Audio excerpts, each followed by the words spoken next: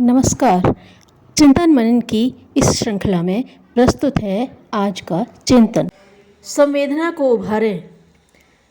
क्रौंच पक्षी को आहत विलाप करते देखकर वाल्मीकि की करुणा जिस क्षण उभरी, उसी समय वे आदि कवि के रूप में परिणत हो गए।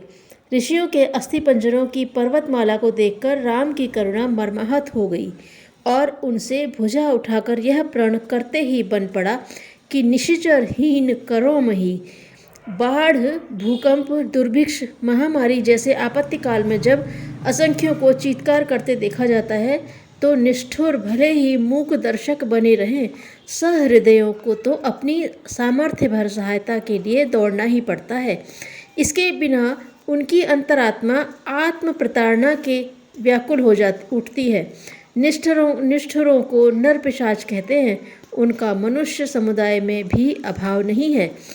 मानवता के विकास की अंतिम सीढ़ी भाव संवेदना को मर्माहत कर देने वाली करुणा के विस्तार में ही है। इसी को आंतरिक उत्कृष्टता भी कहते हैं।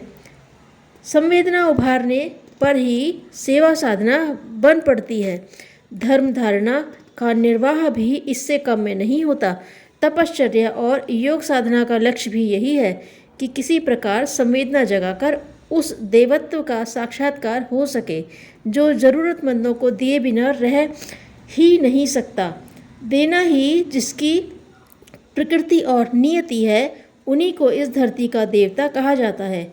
उन्हीं का अनुकरण और अभिनंदन करते विवेकवान भक्तजन देखे जाते हैं। देने की प्रकृति वाली आत्माओं का जहाँ संगठन समन्वय होता रहता है, उसी क्षेत्र को स्वर्ग के नाम से संबोधित किया जाने लगता है। इस प्रकार का लोक या स्थान कहीं भले ही न हो, पर सत्य यह है कि सहृदय, सेवाभावी, उदारचेता न केवल देव मानव होते हैं, वरन अपने कार्य क्षेत्र को भी ऐसा कुछ बनाए बिना नहीं रहते जिसे स्वर्गोपम अथवा सतयुग का सामयिक संस्करण कहा जा सके। धन्यवाद।